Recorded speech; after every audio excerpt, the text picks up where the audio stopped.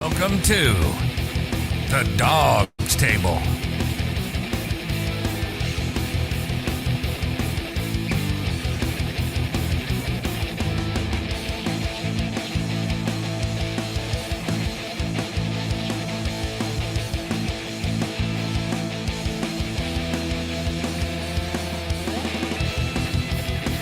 Get access to special guests.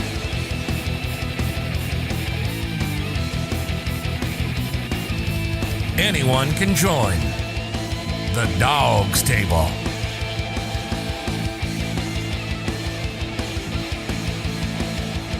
Find the link to join the show in the comments when we go live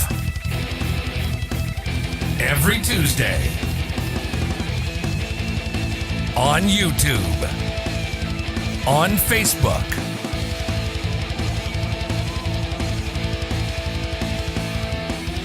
and everywhere on the BIGPLAY network.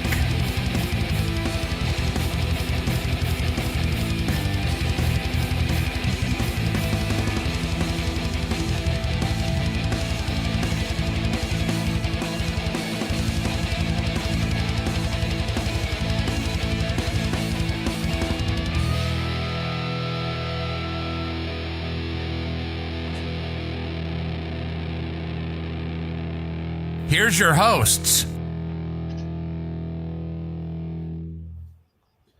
Welcome to the Dawgs Table. I'm one of your hosts, Craig Fountain, here with Ryan Angelo, my co-host. How are you doing today, Ryan?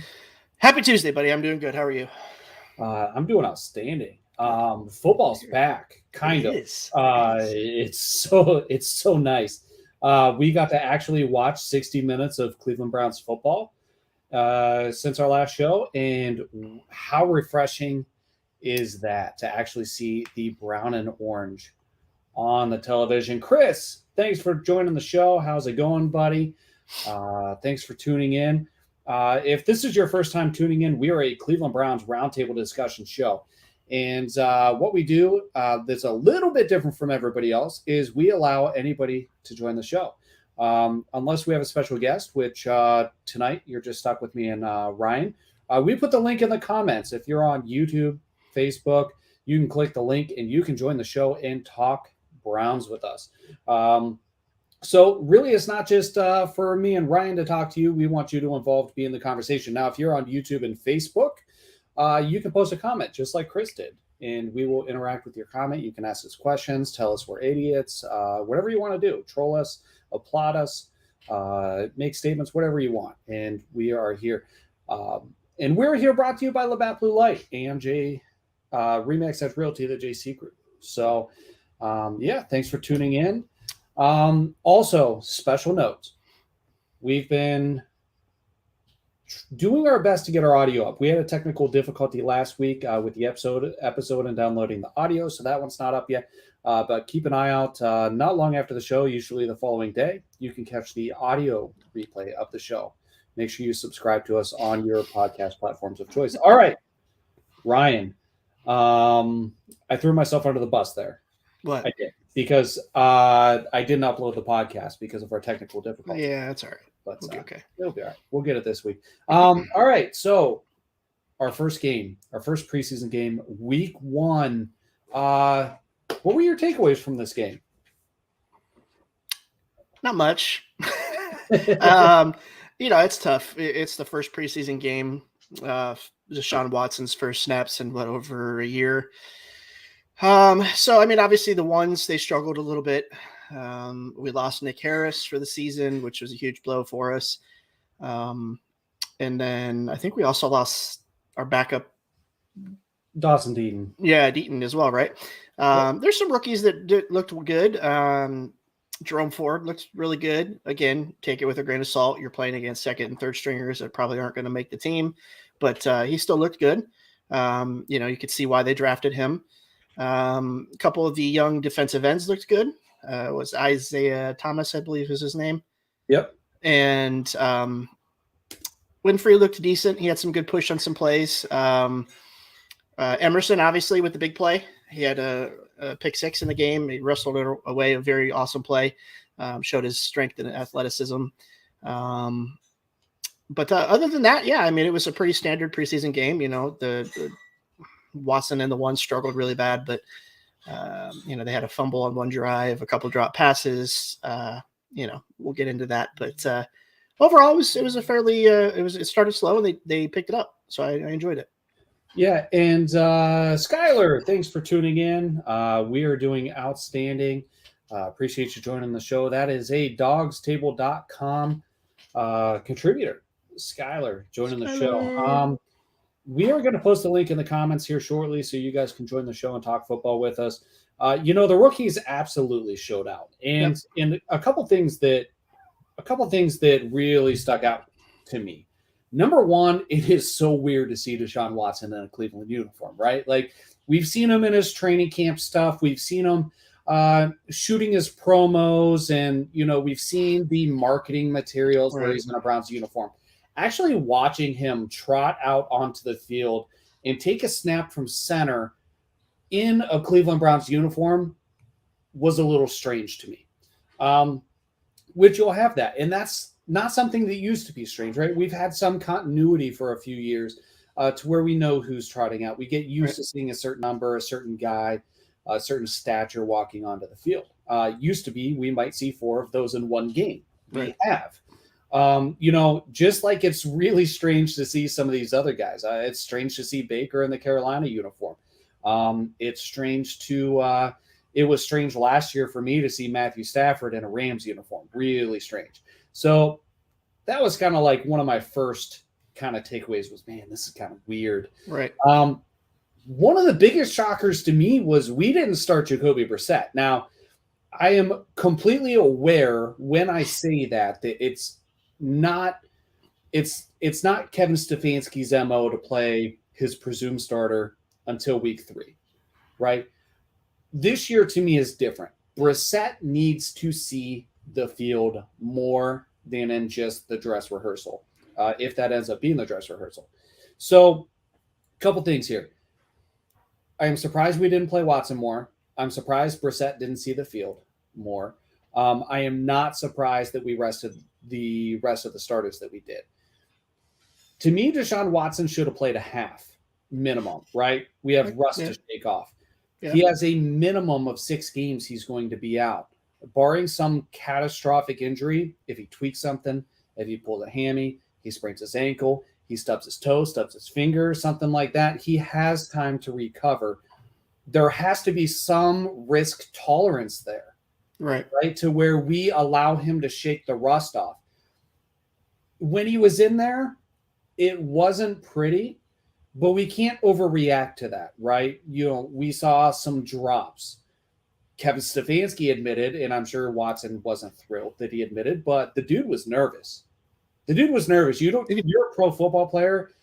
You have that big contract that you have to live up to. You haven't stepped foot on the field for so long. You're going to be nervous. I mean, some of these guys probably puke before every game, even if it's their 50th game. Right. So, understandably nervous. The when he was in there, it was a little concerning. Now, Anthony Schwartz should have caught the pass thrown to him. That being said, that was not a pretty pass either.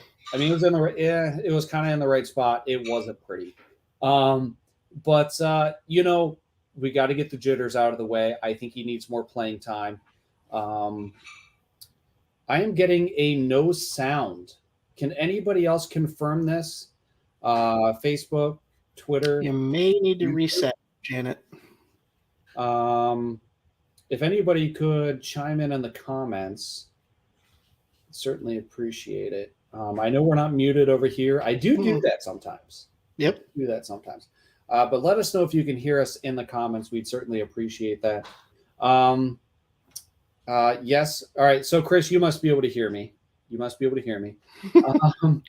But Anthony Schwartz struggled, right? And we didn't have – I'm on Facebook, and I've got sound outstanding, D. Thanks for tuning in, by the way. Thanks, D. Also, thanks for tuning in. Janet, maybe check the volume or the, if you have a Bluetooth connection, something like that, or maybe just refresh the page. Maybe it's just a technical difficulty. But so we saw Anthony Schwartz. We did not play Amari Cooper. We did not play Donovan Peoples-Jones, correct? So Anthony Schwartz was the de facto number one when it comes to wide receivers, and it did not go well for him. And it was a poor showing.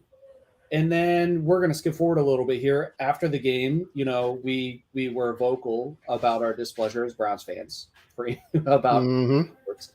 And then we had some solid reports from the following practice.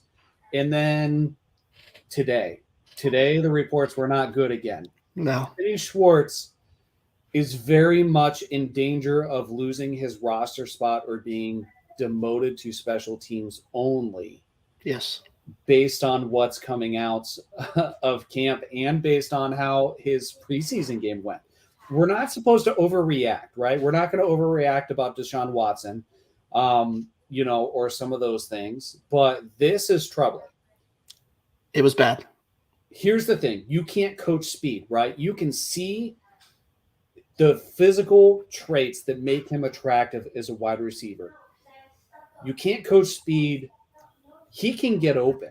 The dude can get open. The dude can run his route. He can get open. The problem is he doesn't play fast when the ball is in his hands. If he can get it in his hands, it can hit him in both hands, and he cannot get the ball in his hands. Listen, the videos that came out from today's training camp were atrocious. And I said this before the show. The kid looked like somebody threw a beach ball at him when he was trying to catch the football. I mean, the arms wide out. I mean, I coached 4th and 5th grade tackle football, and I've seen 4th graders catch better than that. And that's terrible to say about an NFL receiver. Like when you try to scoop it out of the air, but it hits you in the face. Oh my God, it was terrible. It's like he has absolutely no vision of the ball coming at him. I don't even know how to explain that, but he's very, very much in danger of losing his spot in the wide receiver room. It's, a project is a project, but the project only goes as far as the project will take you, right? So he's got to get better. He's had a full on off season, and you telling me that in a controlled scrimmage against your own players, the guys that you've been catching balls from for almost, a full season or full off season now, you look that bad? Like, that's concerning to me. I don't know any other way to sugarcoat that for Browns fans. That's concerning. And that's a guy who's an injury away from being a possible third string receiver on this team. And, that scares me to death. I mean, realistically, he's an injury away from being a number 2. He's the presumed number 1 without DPJ and Amari Cooper. Right. One of those guys twists their ankle. You have Anthony Schwartz as your number 2. Right. Now, there's some guys that still have a chance to earn that spot. And that's why he's at risk of losing his job. The problem is, they wanted him for speed. He's developmental. They knew he was raw, but they decided it was worth a 3rd round pick, which is pretty valuable, right? Like that's what we used on Martin Emerson this year. They took that chance on him. But you're on a stacked roster, and even if our wide receiver room is thin, if they decide that you're not worth the time and effort to get you where you need to be developmentally, your utility or versatility is not going to keep you on this team. Something Dimitri Felton also has to worry about. So Schwartz was returning kicks at training camp today, I guess, at practice. So he may be demoted to special teams. That might be what he needs. That might be what keeps him on the roster. But that doesn't look good. I haven't seen this, but definitely got to take a look. Yeah, take a look. Dude got wide open. The ball was right where it needed to be from Jacoby Brissett, and dude just it wasn't happening. It's just like one of those plays where the ball hits you in the chest, and it's like your hands are like, oh my God. It's like I didn't even know the ball was coming. He had 2 of those. He had one that was wide open in the end zone, and then he had another one that looked like a drag or a slant route across the middle that, it looked like the ball was right there, and he just I can't even explain it. It was that bad. I mean, it's like he wasn't even expecting to get the ball or something. Like that's how bad in it a looked. perfect world, this would be like the Jamar Chase syndrome from last year, but they're not the same guy. No. No. That's not a fair comparison. No. But hopefully he can come around. I do have dawgstable.com contributor Skylar. Skylar, how you doing, Skylar? Good. How are you guys? Good, buddy. Outstanding. Thanks for joining the show. What do you think of Anthony Schwartz and Deshaun Watson in the first preseason game? Man, it was something.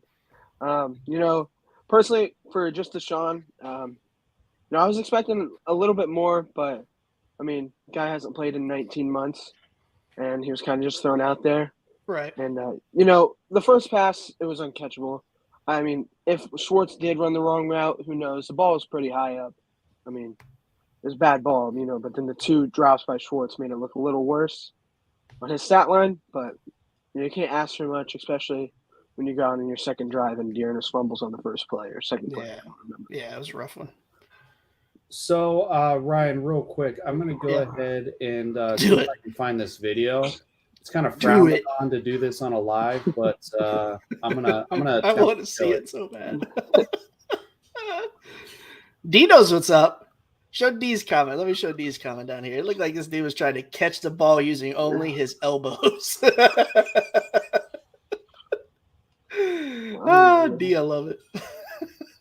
Oh man, I wish I would have had this pulled up before. No, but I'm seeing headlines as I'm searching for it.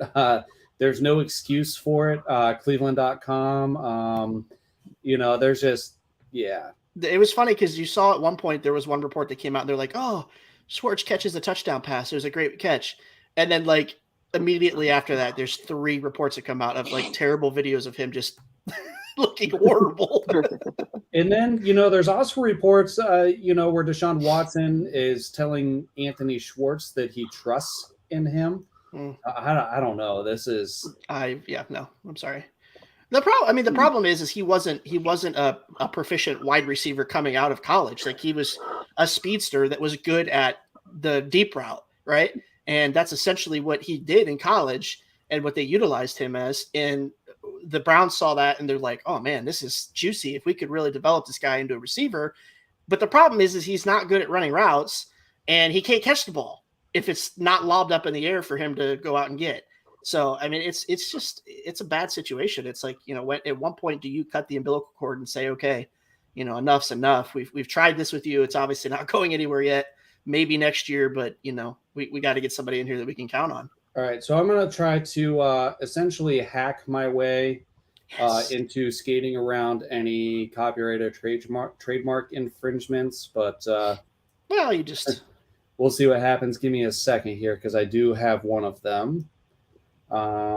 Just give the kudos to whoever broadcasted it. All right. It is. So.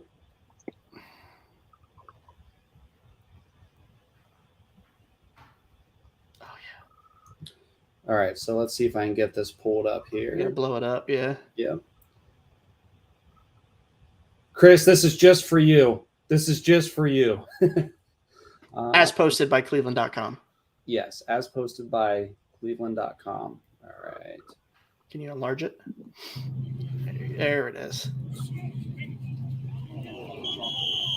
I mean, he's wide open in the corner of the end zone.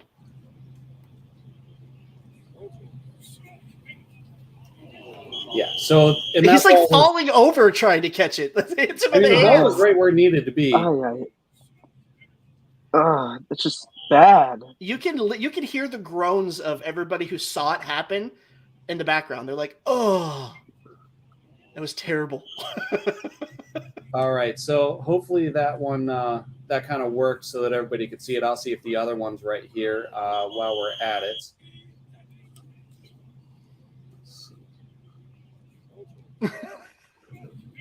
Thanks, D.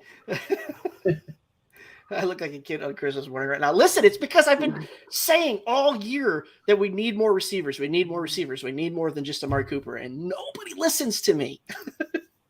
Hey, I agreed with you. You did. There's been a few people that have agreed with me, but I've got a lot of crap on Twitter. Oh yeah, I mean, every time I'm like, they're like, oh my God, Deshaun Watson's gonna make everybody so much better. DPJ's gonna go for 2,000 yards. Anthony Schwartz is gonna turn into an amazing receiver. Guys, it doesn't work like that. It rarely happens. no. I'm going to show this one from the game. Since we already might get our video taken down at some point, might as well. But D's cracking me up in the comments. I know, dude. I love it. All right, so we can obviously get a better angle from the actual preseason game. So let me add this and let me blow it up. Whatever account posted this, I'm sure it didn't. Browns or die. Thank you, Browns or die. This is actually from Lori Fitzpatrick. It looks like. Laurie Fitzpatrick, right thank you so much for your diligent work on this. Great work. Great work, Laurie. I mean, it's like he's afraid of the ball. Oh, my God. Right in the breadbasket. Come on, listen, they tell you. 2 hands, diamond. Bring it in. No, and not even that. They tell you at the earliest stages of football, if it hits you in the hands, you should catch it. Period. There's nobody else's fault but your own. If it hits you in the hands and you don't catch it, it's your fault. Period. Oh, man. I mean, I'm not mistaken. I'm pretty sure he had these problems in college, too. I mean, when I was watching his highlights a couple weeks ago, and, all of his highlights were against, bottom-tier SEC teams or nobody teams. There's no Alabama or, LSU just because, top-tier corner. He couldn't get open or he's dropping everything. Listen, I love it. I hope I hope the best for the guy, but I just don't think he has it. I really don't. It's probably the most disappointing thing that happened in the game, right? Other than Nick Harris going down with the injury. Yeah, for sure. Overall, the rookies especially played very well, in my opinion. We got to see Cade York, exciting. Yep. What, Skylar? I love that man. I love him. He's gonna be a fan favorite. I'm just happy we have a kicker that can make a decently long field goal, and I feel pretty confident about it. Let's just hope he doesn't implode after he misses one, because kickers got some ramifications when it comes to sports psychology. We'll see how he recovers after he misses one, especially in a big game. So listen, we don't have to deal with that. I'm going to do this on camera just because, I just said 20 minutes ago to my wife, I was like, listen, you know what sounds really good right now? Fresh chocolate chip cookies. And my wife just brought me in a plate of fresh chocolate chip cookies. So I'm definitely taking a bite of how long? 20 minutes, dude. Seriously. Honey! 20 minutes, that's it? Express delivery. I had to eat it. Sorry. Oh, man. All right. I don't blame you. But cookies in the bat. Listen. Love it. That's match made in heaven. No, so we got to see Cade York. Dearness Johnson was not the featured running back. Jerome Ford was. You're a therapist. Perhaps I should offer my services to the team. First of all, let me ask, mental or physical therapist? Because if you are a massage therapist, then I think you should probably stay away. Right. But if it's physical or mental, then we should probably be good. I'm assuming she's talking about mental. Too soon, I think, on that one. Sorry. Too soon? Right. I wasn't going to bring it up, but the fact that Cleveland had that massage therapist convention. Yes, really amazing. There were some pretty good memes that came out on that one too. I'm not gonna lie. Do you think this was planned years ago, and the whole time leading up to it, they're like, "Oh shit!" For sure. This is gonna when somebody figures this out outside of the industry, this is not gonna be good. All right, so she's a mental therapist, so she's a psychologist or something like that. So that's perfect. So there we go. But no, Jerome Ford, man, dude's outstanding. He's going to make some decisions difficult for the Browns. For sure. That's going to put pressure on Dearness Johnson and Kareem Hunt. Again, I'm against getting rid of Kareem Hunt. Dearness Johnson, people keep talking about he got extended. Am I completely just having a brain fart here? We only signed him for 1 year, right? Yeah, I'm pretty sure we only did the tender. Yes. Yeah, because he was restricted, and we gave him the same amount of money that a restricted free agent did or would get, but we gave him a higher guarantee of that amount, if I remember correctly. So a lot of people are like, oh, we want to keep Dearness. We extended him. We really just sweetened the deal on his tender, right? So I think it's more likely that Dearness Johnson would be gone. But again, we have to be careful not to overreact from a preseason game. Now, it's one of the positions that always looks great in preseason is running back. So, on the other side, again, like I said, you're playing against kids that third, fourth, fifth stringers that probably won't even make teams. So, right. On the other side of the ball, I thought Snoop Connor looked really good for Jacksonville. He did. So now you're cracking me up. Just call me Schwartz because I'm avoiding all of Watson's balls. Yeah, Schwartz can get his hands on either one of them. This conversation's making me sweat. Okay, LFD. God. Gets me so worked up. That's great. Skylar, who stood out to you? Either Isaiah Thomas or Jerome Ford. I mean, Isaiah Thomas looked great. Granted, like we said, he was playing against the third and fourth strings. But I mean, if you're getting to the quarterback like that, I mean, you're showing you got some talent. And I was just impressed. I was really looking forward to Winfrey more than anything.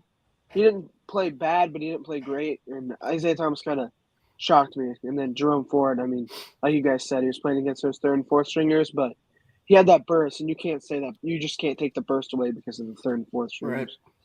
So, yeah, I mean, Ford and Emerson for sure. I mean, Emerson looks like he's going to fit in great on defense. Perrion, like you said, he was he looked like a rookie. He looked like a rookie.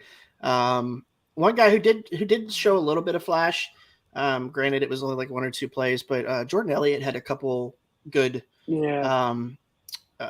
pressure, up the middle plays that were pretty nice. But I'm still concerned about that position. But he looked decent. So, I mean, Emerson struggled at first, and it's a rookie. It's his first time suiting up, getting under the lights, all that stuff. He struggled a little bit with Quan Treadwell, who is very disappointing in his own right as far as his career. I mean, the dude was the next big thing.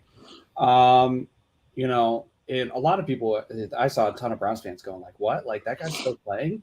But at the end of the day, he redeemed himself with that pick six, and he took the ball right out of his hands. I mean, he's a dog. So, hopefully we continue to see development from these rookies, and we get more encouraging play out of them throughout the rest of the preseason, and we get them ready. D says, I'm a little disappointed in Winfrey, not going to lie. Hopefully it changes, but so far not up to his hype. So Winfrey, listen, I firmly believe this dude had the talent to be drafted much higher than he was. He fell to us because he does bring concerns with him. I think ultimately it could be a steal, but I wouldn't get too discouraged yet. Something tells me that dude's pretty determined. Did the guy we brought on from the USFL play at all? He did play. He had a sack. He did have a sack. You know who else had a sack was Isaac Rochelle. Yeah. And that's a guy that I am rooting for and scared to death at the same time. Because the Cleveland Browns have never had a player that was prominent on social media that they didn't completely just I don't even know how to put it. I hope that dude makes the team. I'm rooting for him. I follow him on social media. I like his content. He's personable. He's likable. He's a cool dude. But the 1 second, I'm rooting for him. I hope he makes this team. I like that he's on our team. I mean, would you be surprised? I think I would be surprised if he doesn't make it at this point. I would be too, but the second he has one bad play, he's going to get the Mac Wilson treatment, and they're going to be telling him, get your ass off TikTok or go play for somebody else or go, he'll get the death threats, which I still haven't figured out who these people are that give death threats. But,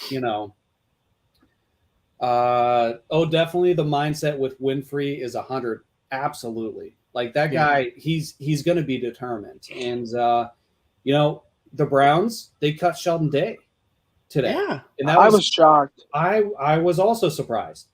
But Winfrey's got the inside track to a lot of playing time.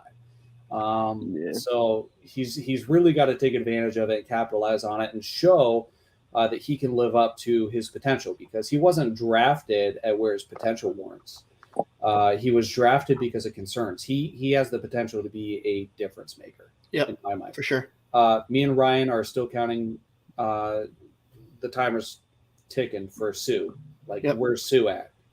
I'm pissed at this point almost. Yep. Like, they must know something about Taven Bryan and Jordan Elliott that the rest of us in the world don't know. These guys must be juiced up to the max. They must be insanely good, and we just haven't seen it yet. Like, I just don't get it. It just the confidence in those two guys is through the roof for this organization, and that's the only thing, that the fact they haven't brought anybody else in at that position, that's what it's telling me. So if these guys don't come out and absolutely light it up, I'm going to be extremely disappointed, because that's essentially what you're telling the fan base by not using any of your cap space, by not using, an ability to go out and get a proven playmaker at the position, or just a veteran at the position to help mentor those guys, and you're rolling the dice with them. So good luck. Yeah, I mean, I'm going to roast them if they look bad. I'll tell you that. It's just, I don't get it. Yeah, I don't understand it. All right. So, who disappointed you guys besides Anthony Schwartz? We already talked about that. Okay. All right. So, hold on. I know I just asked a question. Hold on now. All right. Yes. We have two questions. Number one was the bridge burn with Treader. Also, do you want to know any insight on the Garrett thing? I'll start with this one because this one's easy. No clue. Personal reasons, maybe something relatively private happens. Maybe they're giving him time off and people don't want to question, or they don't want people to question his work ethic, something like that. I don't know. Usually, I mean, when they say it's a personal reason, like sometimes it's like, death in the family, or somebody had a child, or like, things along those lines. Usually the personal reasons are personal. They usually categorize those the way that they're supposed to. So Tom Brady's has the same thing going on in Tampa Bay, except they knew about that reportedly for like a long time, and they completely fumbled that because everybody's trying to figure out where the fuck is Tom Brady. Right. You know what I mean? So, yeah, Justin, thanks for Justin. What's up, man? Glad to see you here. Yeah, I wouldn't stress about it. Back to this question. All right. So, was the bridge burned with Treader? Now, here's the thing. I don't necessarily think the bridge was burned. I have two theories here. The most likely is they're comfortable with what they have. Somebody who, it's tough. It's tough. Ryan, am I boring you, or are you frustrated? I'm frustrated. Okay. Yeah, it's a recurring theme with the Browns. We're good with what we got. I'm sorry. I don't even mean to cut you off. It was rude. Like, I just don't understand the mindset of minor league football in the NFL. Like, I put this on Twitter a while back that, like, the fans put so much stock into drafting guys and trying to develop them through playing time.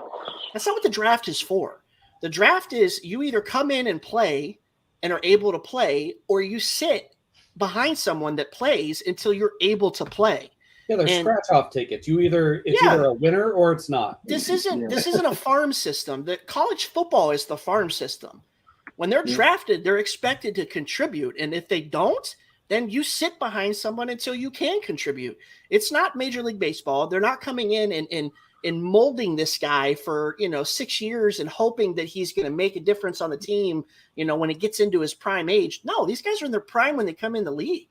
You want guys to come in and step into positions. You're drafting them for either depth or starters, period. Mm-hmm. Like, I don't understand that mindset. Like, it just boggles my mind. Oh, we've got, 4 guys that, I know that they've played center at some point in their careers, in high school and college, the first 2 games of their college career. So, let's put them at center and be good with it. This is the National Football League.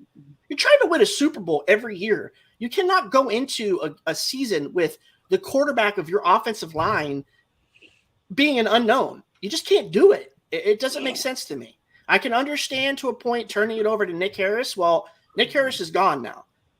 Like, he was supposed to be the incumbent to Treader. He's not available now. I'm not going to turn to my third and fourth string center and being like, yeah, man, I'm good with that. Let's do it.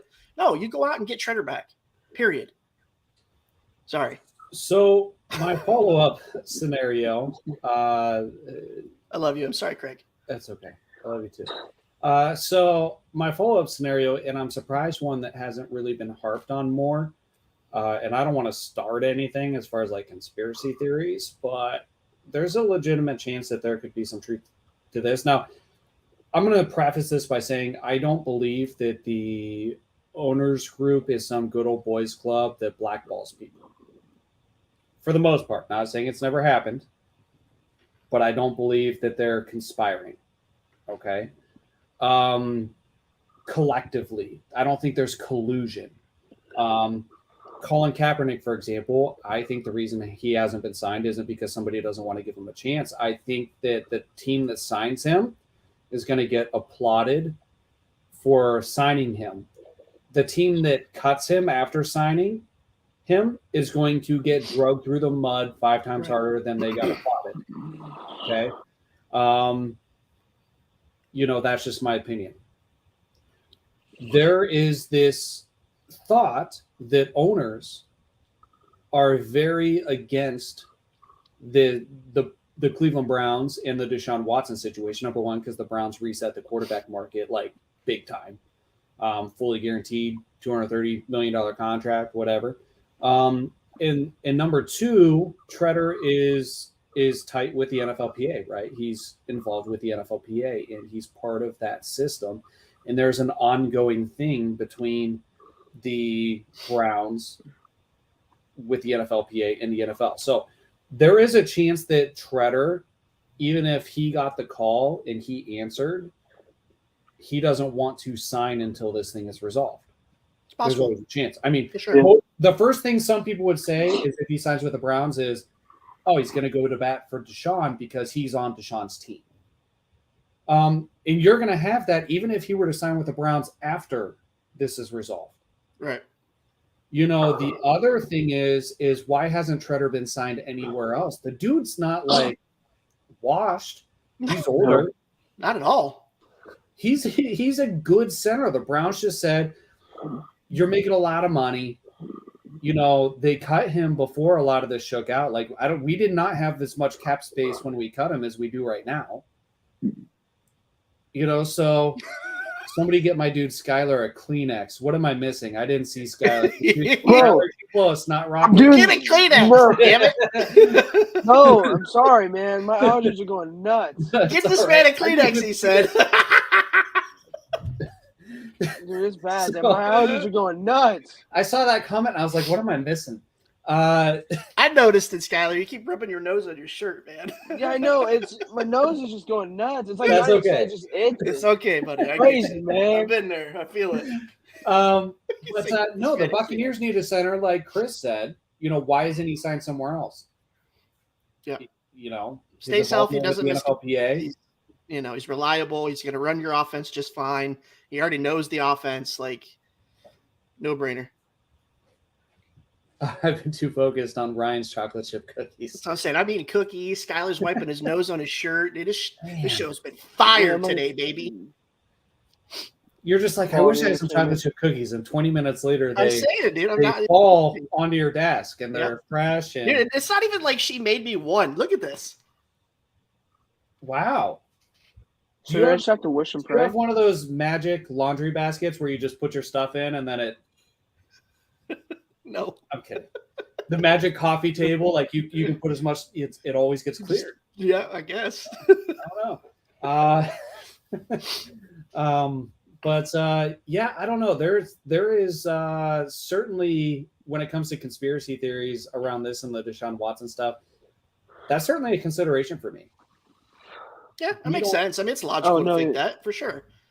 I mean, for as much as the NFLPA is involved in this, and he represents the players, and obviously you have, non-actives, that run that. There's certainly a possibility that that's playing into this a little bit, right. And I'm with you, Ryan. I wish that they would make a move. Like, I'm not for the farm system now. We have some brilliant guys. Matt Wilson, dawgstable.com. Yeah. One of our most brilliant contributors. He's like, nah, they're good. Yeah. I know offensive line. That's my jam. Yeah. We're set. Oh, okay. You know, but you know, there's definitely multiple perspectives to this. And I'm not saying he's wrong. Craig, what's happening, buddy? Craig? How are you, buddy? Chris, let's take this 47K in cap. I think that's supposed to be an M in cap space. Get a center, defensive tackle, and wide receiver. That's what we need.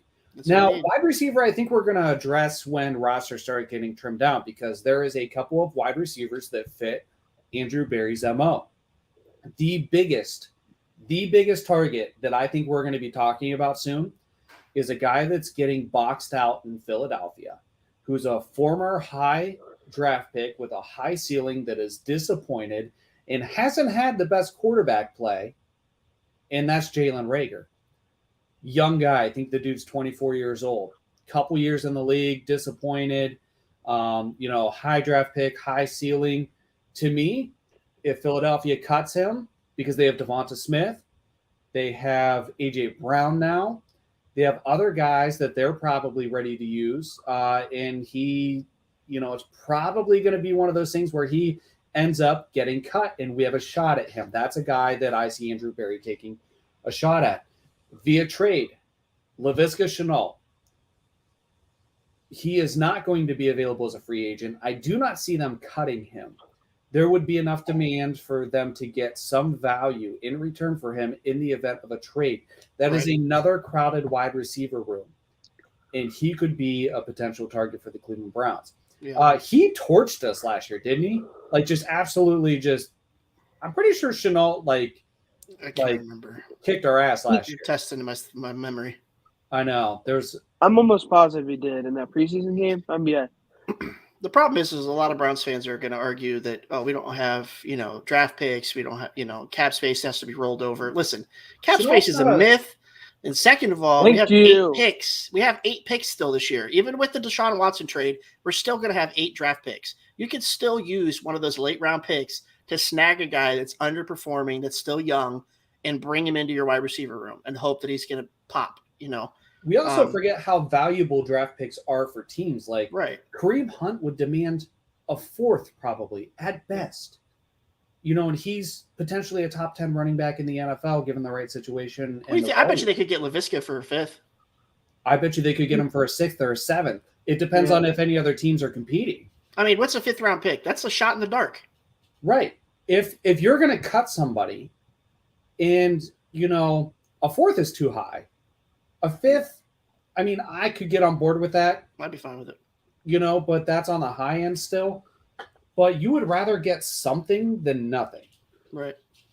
So, in my opinion, he could be available if he falls out of favor there. So that's something to watch for. Right. We have a guest. Oh, there you go. Justin, how's it going, buddy? Justin. We're muted. You're muted. Sorry about that. There he is. It's been a while. That's all right. Hey, we get a new angle today. We're not looking at the corner. You are still in your Baltimore Ravens fan cave, though. Let's get to Justin. Thanks for joining the show. Let's get your reactions to the preseason game. I know you've been listening in for a little while. I actually just got home here. When I said wolf was when I just got off work. I picked up. Gotcha. Yeah, let's hear your thoughts.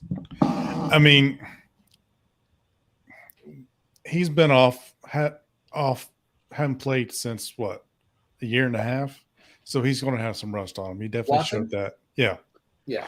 So, I mean, I really personally don't expect him to be that great. We're a running team. We've proven that last year. They're trying to do too much with Watson. They would have been okay with a game manager like a Garoppolo if they happen to pick him up. Have they even come out with what the appeal was for the Watson thing? No news on the Watson front. Now, what I will say is I think that part of the weird balance. Again, another reason why it doesn't make any sense not to play Brissett in game 1 and 2 in the preseason is they're going to run a different offense with Brissett. They're going to okay, maybe not a completely different offense, but they're going to tailor it more to Brissett's strengths. Whereas Deshaun Watson, I think you'll see a different look to it. So I don't know if who they're play calling for, right, in the preseason. But I'm not going to overreact too much to their struggles with Deshaun Watson. But, there is some concern, and he does have to shake that rust off, and that's something we talked about. And we also talked about Anthony Schwartz. So disappointing. Go ahead, Justin. I'm sorry. I didn't mean to cut you off. No, you're fine. I was just listening, trying to get caught up on everything because I've really been kind of out of it here this week. But yeah, Watson, like I said, I wasn't expecting the world out of him. There was really no point in even playing him in this preseason game just because he's going to be suspended for at least, 8 games? So he's going to fall off that rust again or catch back up on that rust. So plus you're risking getting injured, and having put all that money into it, there's no sense in letting him get injured for one preseason game, right, and then be off another 6-8 games. Right. The only thing you're really hoping for is that if an injury does happen, that it's not a serious injury. Right. If it's some type of minor injury, you're already planning on missing him for 6 weeks. He's got time to recover from that. If it's a major injury, then obviously, we're talking a whole different story. But I can see the arguments for it. I can see the arguments against it. And another thing to keep in mind too is a lot of teams don't use their best stuff in the preseason either. No. They're not showing anything. They're really not showing much of anything that they're probably going to run much of in games. They're trying different sets. They're trying plays that, to see if they can get them to work, trying to figure out personnel stuff. So, it's like I said at the beginning of the show, we take it with a grain of salt, and hope that it's going to look better on the next one. But for sure, he's got a long way to go. You could tell that. You could tell he was nervous. You could tell he had some jitters, and there was a few other ones. Did you see anybody rookie-wise that you were, impressed with on either side of the ball? No, I didn't really get a chance to see the game. I've just been sporadically catching highlights. I don't know that we even had preseason game on down here since Kentucky and. Oh yeah. Okay. Yeah. Yep. Gotcha. That's what I get. You think about it, though, those guys on the defense for the other team. What was it, Jaguars? Yes. They're trying really hard to make the team, get a spot on the team. So they're really gun ho. So they're going to be flying in there full force, trying to make a play, trying to show their worth. So you've got a good chance of getting somebody getting injured there with that. Yeah. If Watson struggles continue through the preseason game that he's playing, I give him 2 years before he starts, for this fan base, starts getting fed up with him again. I don't know. All right, so I caught the end of that. So you're that concerned by Watson's start? No, because his rust. Plus, you think he's going to be off another 6 games at least with the suspension. But really, knowing the Cleveland fan base, like we all do, and our history with quarterbacks, we've been drafting a quarterback since, 99? So if he doesn't show something useful, it's going to have to be AFC Championship or bust. Otherwise, the fan base will turn on him in a heartbeat. I don't think you're wrong. I think that if it's kind of Super Bowl or bust in the next 2 to 3 years before Cleveland turns on him, and even if Watson does everything right and everything he could and maximizes the opportunity given to him, that's a given in Cleveland to me. With that being said, I'm not that concerned because I think he'll shake the rust off. I just think fans will get impatient the amount of time it takes. But I also made the argument earlier before you joined the show that Watson should be playing a half or more right now. And also Jacoby shouldn't be not playing until preseason week 3. So I get it. He's the starter. The other side of the argument, and I think many Browns fans will disagree with me, and Ryan, I don't know if you disagree with me, but I think a lot of people, in my opinion, are overvaluing Jacoby, and they're like, no, we need to protect him from injury. I don't think that's as big of a concern as some people are making it out to be. To clarify, I'm not rooting for anybody to get hurt. I'm not expecting him to get hurt. It's risk tolerance. I don't think that it's too risky to play Brissett. I would rather him be prepared mentally, physically. I mean, this dude didn't start 16, 17 games last year, right? Yep. He's been a career second-string quarterback. He's filled in gaps for the most part. So, you don't guarantee 230 and it not be Super Bowl or bust within the next 3 to 5 years. Rich, I agree with you. I just think it's going to come sooner than that. I give it 2 to 3. We can make the playoffs 3 years in a row. And if we don't get to the Super Bowl or win a Super Bowl, I think Cleveland fans will start to turn on him. And they will say that. You don't give this guy that doesn't get us that 230 and let him get away with it. It's in our nature. I mean, not to beat a dead horse, but Baker took us to our first playoff win in how long? Plus, he beat the Steelers. Right. And then the whole injury season last year. Now look where he's at. Right. And now, it went from, the sky's the limit to, we aren't a fan of mediocrity. If Deshaun Watson doesn't meet the expectations of people that think that, he elevates those around him and he's consistently going to make us a Super Bowl contender, they will turn on him and say the same thing. Right. Listen, Josh Dobbs, I'm okay watching him. Josh Rosen, I don't want to watch him play for a half. The dude is booty cheeks. I mean, let's be honest. We're sticking with booty cheeks. He didn't do that. Come on. But he's not going to – he probably won't even make the team. All right, this guy has work ethic concerns or something because you know what? When he goes out there, the dude's confident. Yeah. You can tell the game is slow for him. Like it's on his time. Right. He came out of college showing that he can make all the throws necessary to be successful in the NFL. There has to be a work ethic or preparation aspect to that we don't see, or else he wouldn't be where he is right now. How fast did the Cardinals give up on him? They didn't give up on Kyler Murray, and they had to say, hey, you need to do your homework publicly. Maybe it's a cerebral issue. Maybe he has a hard time reading defenses. Maybe he has a hard time with complex situations or the X's and O's of the game, and he just has, it's been exposed in the NFL, and it's made it harder for him to be successful in the NFL versus college.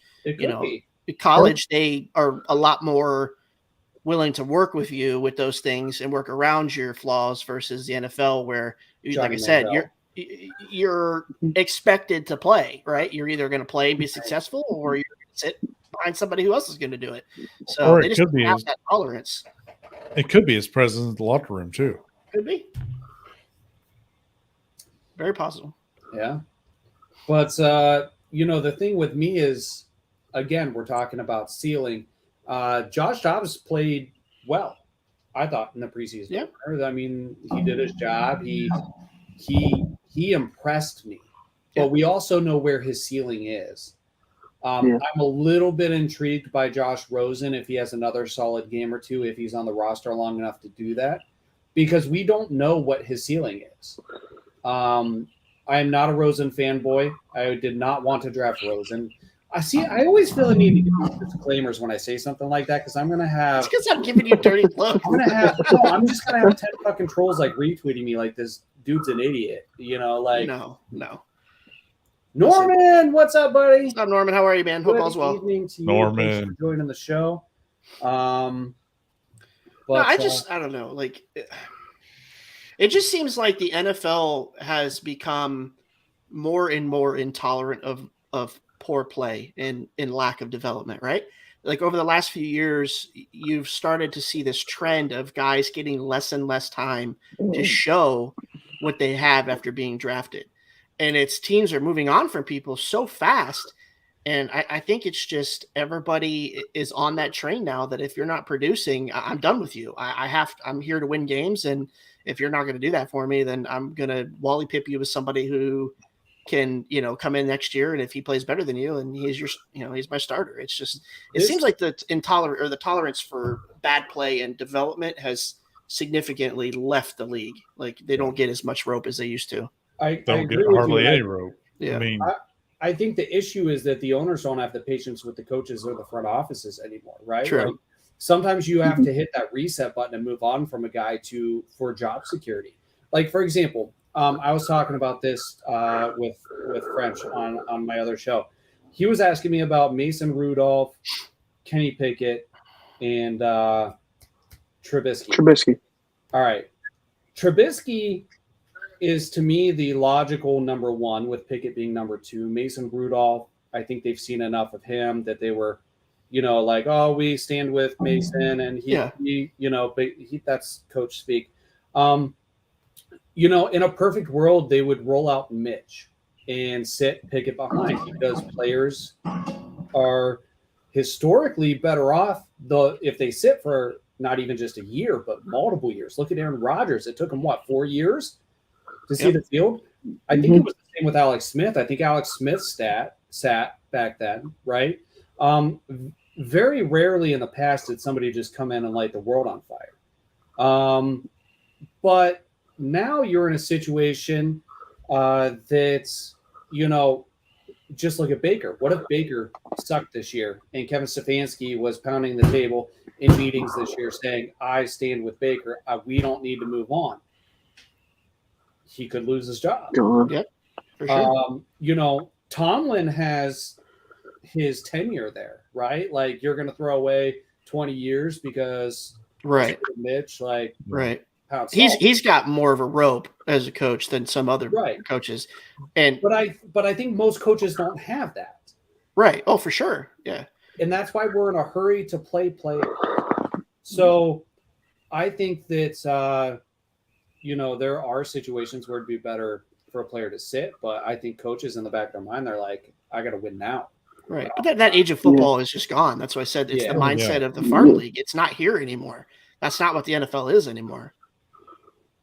I mean, you look at Tom Brady. I mean, he sat behind, I forget who it was. Bledsoe, yeah. How long did he sit behind Bledsoe? And then he comes in and keeps the job. Yep. He was behind Bledsoe, I think, for a little over a year. Yeah. I say Mitch Trubisky probably gets a half a season to a full season. If their record is bad and he's not playing well, they're going to move on to Pickett. And I don't think Mason Rudolph is going to be their starter. If he was going to be their starter, they would never brought those guys in. Yeah, I'm with you. Yeah. I'm with you. That's the other thing. You have teams not sticking with players. Sometimes that continuity, working through those kinks as part of the development. If you're not going to sit them, let them hold the clipboard and be a coach, when you're not taking the physical reps, then they're not going to develop. Yep. And that's why when you get a chance to get in because of an injury or something like that, you better take advantage of it, because if you don't, that's your only opportunity to get stuff on tape. And if you're not getting anything on tape, they're going to just move on from you. And that's what Baker did, right? Because Hugh Jackson said, 0% chance I'm playing Baker, whether he's better or not, doesn't matter. I'm not playing him if I don't have to. He's going to learn this game. Yep. The ideal scenario is for him to be able to sit for at least 1 year. Tyrod Taylor goes down. Baker goes in, said, fuck all of you. Like, I'm going to go out, and I dare you to sit. Yep. For sure. And that very attitude we came to love was the one we came to hate, right? Yep. Or many came to hate. Yep. So, Norman, what is the good news? I hope it's what I'm thinking. Yeah, I think so. Yeah. Oh, I hope so. Norman, I really hope so. But I'll keep an eye out for his response there. Fingers crossed. Yeah. We are stacked defensive backs wise, I think. I think for sure. Oh, yeah, we're really good. I don't know. Are we missing anything else? And I don't think we skipped over anything. No. Sheldon Day was released. That's the only surprise I'd say that's happened this week. and that's not even a huge surprise. But for a position that needs experience, it was definitely a surprise. As it was for me. Yeah, let's go! Congratulations! That's great news, Norman. Congratulations, Norman. That is awesome. Love to hear it, buddy. Congratulations. Love to hear it. We love you, Norman. That is awesome. Congratulations. As I say, that's the only thing that I can think of, man. Drink one for Norman. Cheers, Norman. I'm not 21 yet. We won't tell anybody. Never stopped me. That warms the heart, buddy. Good job. I'm not saying it doesn't stop me, but I'm just that's where I'm leaving it. Oh, here's a question. Yeah, I didn't even think about that. I can't remember the guy's name though. Forstall, right? No, he's got the two last names. It's like Santos Silva, Marcus Santos Silva. Is that who it is? Is that the basketball player? God, I can't remember. Yeah. But there might be another one, actually. That's the only one I remember because I remember him at Texas Tech. Oh, okay. Hold on. I'm drinking for Skylar, too. I will also drink for Skylar. Yeah! Woo! Drink for Skylar! Woo! I don't know. I know who you're talking about. I just don't remember the dude's name. That's the basketball player who we took a flyer on draft time. Never suited up for college football. I'll be completely honest with you, Chris. I get lost in the game sometimes. I get so focused on specific position groups or players that I miss some of it.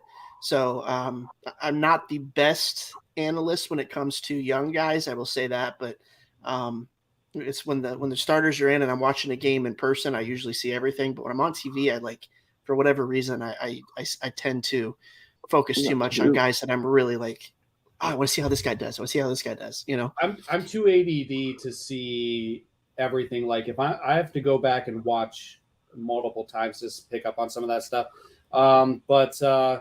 No, that's what we have Matt and or Matt Wilson and Andy Gibbs over at dawgstable.com. Yes. They've actually been working on a draft guide since the draft ended this past year. They're already working on next year's. Like these guys are like scouts. Yeah, brilliant too. But he and Trevor Lawrence went to the same high school. All right, I'm looking it up now because I think it's Griffin Stewart. Griffin Stewart. I remember them saying his name a couple times, but God, I cannot for the life of me. I can't remember what he did. Silva. God, it's terrible. I don't know who this guy is. I've never actually heard of him. Chris, are you saying that we need more depth at tight end, or are you saying what are you saying there? Yeah, this guy went to high school in New Jersey. I'm pretty sure Trevor Lawrence went to Georgia. So we have Griffin Stewart, and Mitchell Payton. Mitchell Payton's the basketball guy. Okay, no, I think it's Santos Silva is the basketball guy. Is he? Yeah. I think that's what Chris is saying. You have to. All right. So here's what's what was the stat line? Did he have a stat line? I don't have the stat line. No, I just pulled up the roster. Here's what I think though. It's going to be David Njoku, Harrison Bryant, Forstall, and Johnny Stanton. Those are going to be the tight ends. Johnny Stanton is going to be a tight end that also plays fullback. I don't think any of these other guys are going to be able to – they might make the practice squad. Like, again, Griffin Stewart or Mitchell Payton, whichever one played basketball, like that's you're bringing in something you can't coach with, which is athleticism, size, things like that. So go ahead, Justin. I've got Griffin Stewart as 3 receptions for 37 yards, average 12.3 yards a carry. Not bad. That's probably him. That's not bad. And that's the thing that I love and hate about the preseason is we always have guys that come in as camp bodies that, perform well, that look really good in games, and then they don't make the team. And it's like we love them, and then they're gone, and we're like, dang, why couldn't that guy have made our team? Because the other person in front of him is not the best. But, that's the thing that's bad about the preseason is there's 2 wide receivers historically that it always frustrated me the Browns didn't give more of a chance to. And they got bigger chances with other teams. Jordan Norwood was always a camp darling. I thought that dude was good and he was always fringe. Even if he made the roster, there'd be moves. He'd be circulated around the bottom of the roster. Right. He went on. He actually, played for Denver. The other one was Taylor Gabriel. I wish we could have hung on to him a little bit longer. Yeah. And he actually got a decent deal in Atlanta. And then He played well. But what's that? He played pretty well in Atlanta. He did. Remember. I thought he did too. We could have gotten another 2 or 3 decent years out of the guy. Right. We let, he wasn't a fringe guy, but we let Travis Benjamin get away. I think he's still in Los Angeles. I think it was San Diego at the time, but Los Angeles, he's still doing well. I mean, it's a numbers game, man. The NFL is a numbers game. I can only imagine what they say to these rookies when they come in their first week in the building. They probably tell them straight out, like, listen, you have to blow away the competition or you're likely not going to make this team. You're here to put stuff on tape to hopefully somebody else to pick you up. You know what I mean? Like, I'm sure they're honest with these guys because it's a numbers game. If you're drafted higher or, the first 5 rounds, you're most likely going to be in there, from the previous draft class. If you're drafted that year, you're going to be in there. So you're already competing with those guys, whether they suck or not, AKA Schwartz. Sorry, I had to get that in there. But yeah, I mean, it's a numbers game, man. It's tough for these guys to make teams. Well, I think it's pretty much a given, though. I mean, even if you come in and are drafted at a low round, you've got to work your ass off. Right. Yeah. It seems like every other team has somebody who's undrafted that does like amazing though, except for us, doesn't it? Yeah. I mean, we're Cleveland. Yeah. Yeah, I think that's what happens in your Browns, man. So the Cleveland versus the world thing is still real, thanks to Joe Bitonio. I think we're going to have to get used to things like that video that happened in Jacksonville, the chance with Deshaun Watson. There's 31 teams pissed off that he's on our team, and a faction of our own fan base that's pissed off. So Houston's going to be bad. Yeah, Houston – yeah, you're right. It's going to be bad. What week is that game? What's that? 12, I think. Game? I think it was 12 or 13 or something like that. All right. He'll be there for that one. All right. AJ Green, UDFA success. Absolutely. 100%. That is true. That is true. Good call, Norman. He's solid. He's solid. He's kind of persevered a little bit because there's times where it didn't look like he would be the guy. Unfortunately, he's still around. He especially when we've had injury issues, he's filled in. He's done outstanding. He's exceptional. He's never going to be your number 1, number 2, or even number 3 guy. But if, when it comes to a 4th or a 5th, like that's the guy you want. Right. Yeah. So trying to think of anything else. Schobert got a job. Got a job. Denver, right? In Denver. Yep. Carl Nassib, former Brown, got a job. He's back in Tampa Bay. I saw that. Nothing else notable with former Browns, but we did pick up that receiver today. I didn't know if you guys went over that. We did pick up that. I mean, he's a nobody, but it's something. Right. Yeah. I saw that come through. I was like, I don't know who that guy is. I just don't get it. Go out and get somebody. You know what I mean? Like, why are you wasting time on guys that you aren't going to be on this team? It just isn't. I understand the logic behind it. It's so frustrating to me. We're either making calls for trade prospects, or we're waiting to see who gets cut on roster cut down. Dude, if I was an NFL general manager, my team would probably be bankrupt in year 2 of my tenure because I'd spot get everybody. Right. It'd be like Madden. You're like Ron Swanson. Yeah, dude. I'm just like, you get a job. You get a job. You get a job. When I said bring me all the eggs and bacon, I think you heard bring me a lot of eggs and bacon. Yeah. What I meant was all your eggs and bacon. Everything. So when do we think Watson news is coming? I say by the end of the week. I would have said that last week. I don't know at this point. So we'll kind of close out the show on this. Yes, Joe Thomas Hall of Fame 2023. Absolutely. Yep. If No he's not a first ballot, I quit. I said that on Twitter. People asked me what I was quitting. That's a no-brainer, right?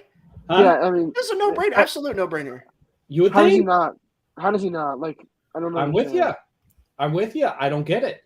I mean, no, that's a no-brainer. Yeah, you have to remember we're Browns fans. He was a Brown, so he's a Browns legend. So could get a two next year. Separate yourself as from a Browns fan to just a football fan. Does Mary Kay have a vote? I don't know. Okay, because she'd be the first to be contrarian, right? Speaking of Hall of Fame, all right. Okay, so hold off on the Deshaun stuff. We're going to close out on the Deshaun stuff, but speaking of the Hall of Fame, Deion Sanders said it's getting soft. Thoughts? All right, this sport. You know, we have a lot of talented players in this sport. At the end of the day, it's the top 1% of the top 1% of the top 1% of the top 1%. And out of those, only a handful of players per year are selected into the Hall of Fame. I don't know that it's getting soft. All right. It is the Hall of Fame is filling up because more time has passed and we get new players every year. This is simple addition. Yeah.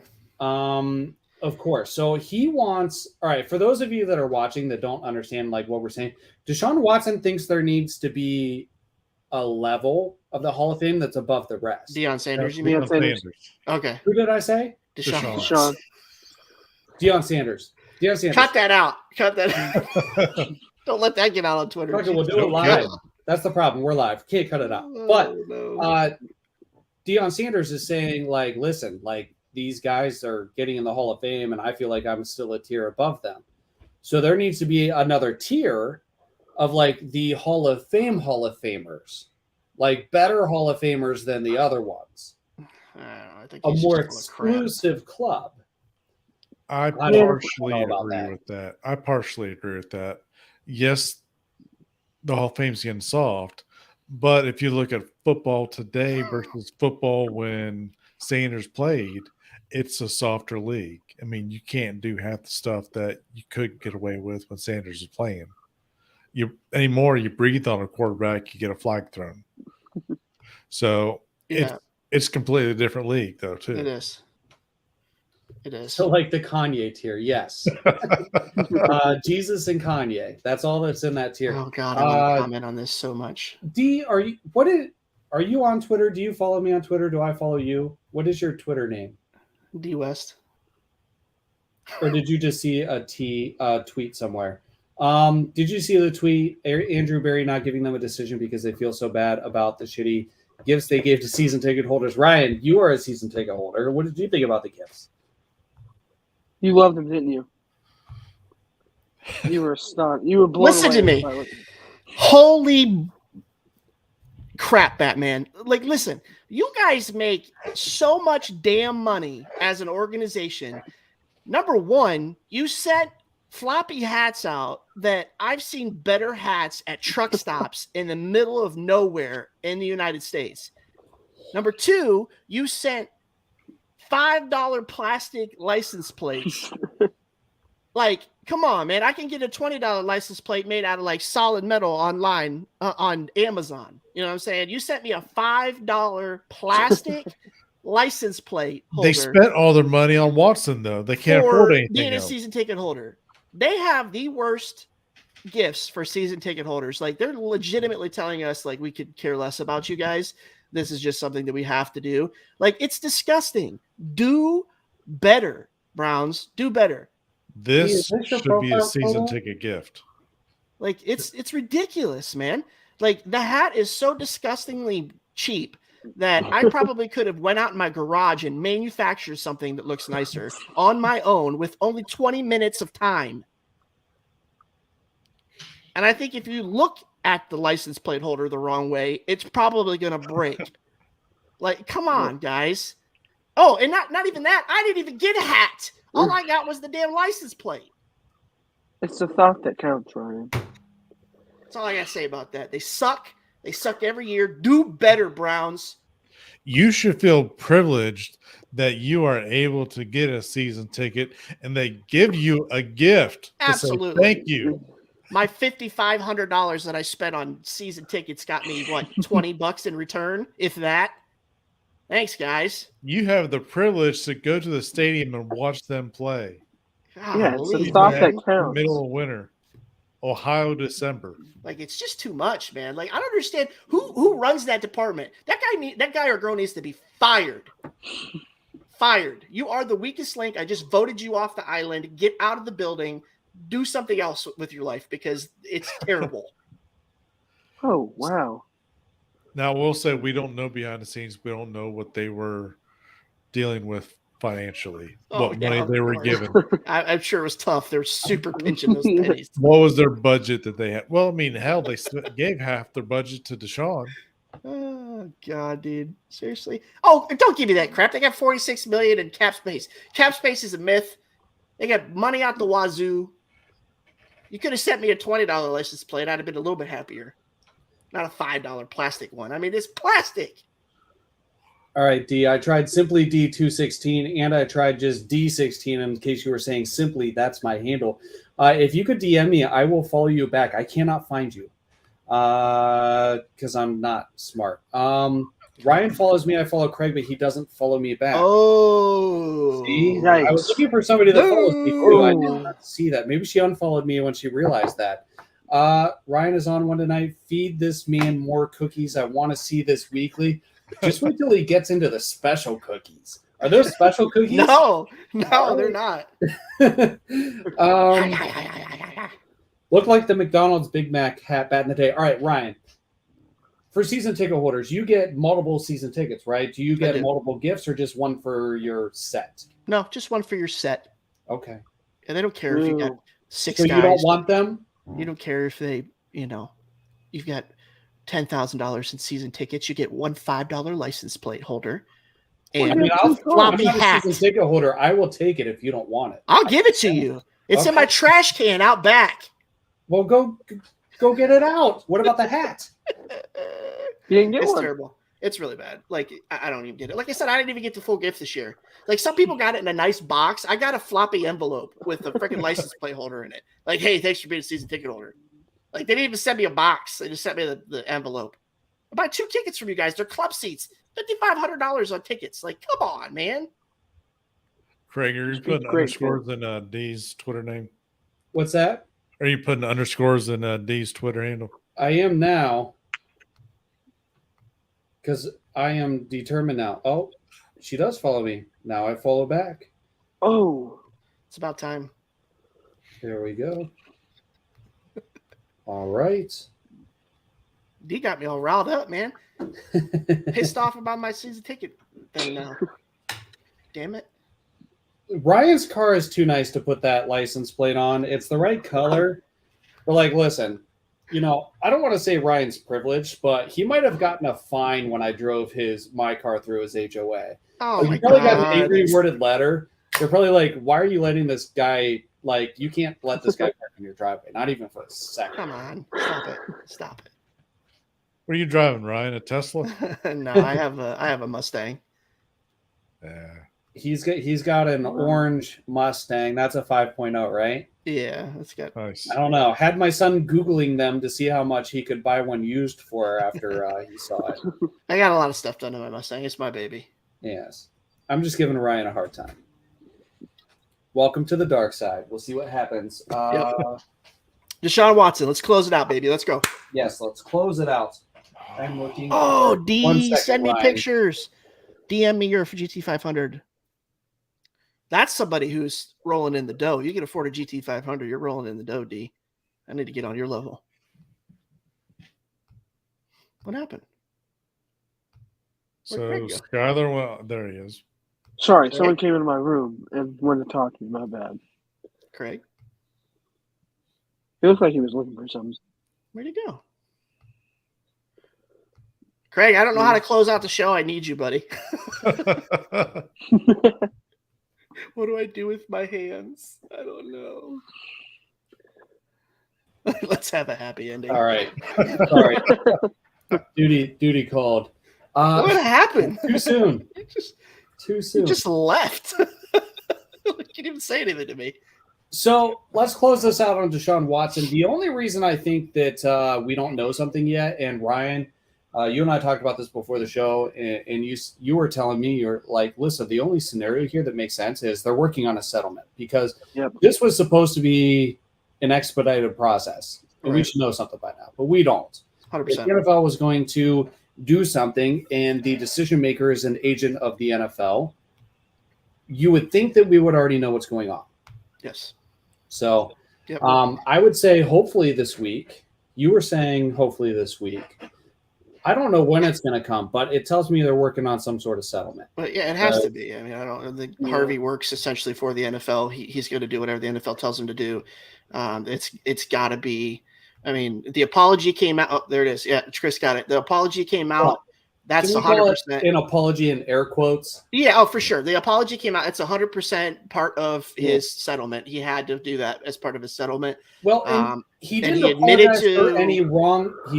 First of all, one of the knocks on Deshaun is he hasn't taken responsibility, right? Right. When everybody, even if you're saying these women are probably, embellishing, they're after money, this and that and the other, which whatever, but like he apologized for impacting any women. If he impacted any women, to me, that's not really taking responsibility. It's still, he doesn't feel he did anything wrong. Right. Now, if I didn't do it, but it's more than what he's done to this point. It's a step. It's a step in the right direction. Yeah. It's a step as part of his settlement with the NFL. Impacting. Is that what the kids are calling it these days? Yeah. Now, I did see a thing on Facebook this morning that a year is pretty much guaranteed. Yeah. So. Don't trust what you see on Facebook. Come on, you know better than that, Justin. I was actually talking with Ryan about this before the show, too. So Tom Moore, who writes for Dogs by Nature, he's been a guest on the show, tweeted and basically he said, sorry, I got a little bit of a situation going on. I'm going to close out here in just a second.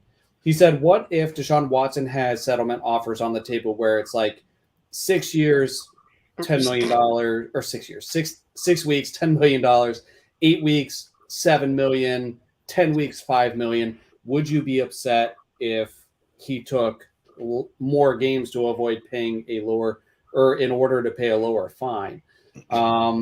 It could be something like that. Yeah, I'd be mad. Yep. So hate to do this, but gotta run. We're gonna close out the show. Tune in next week at 9 p.m. and catch us Thanks, for Justin. Thanks, Tyler. Discussion. You guys. Thank you guys. Thank you guys. We are brought to you by Labatt Blue Light and Remax Edge Realty, the JC Group. And until next time, go Browns. Go Browns.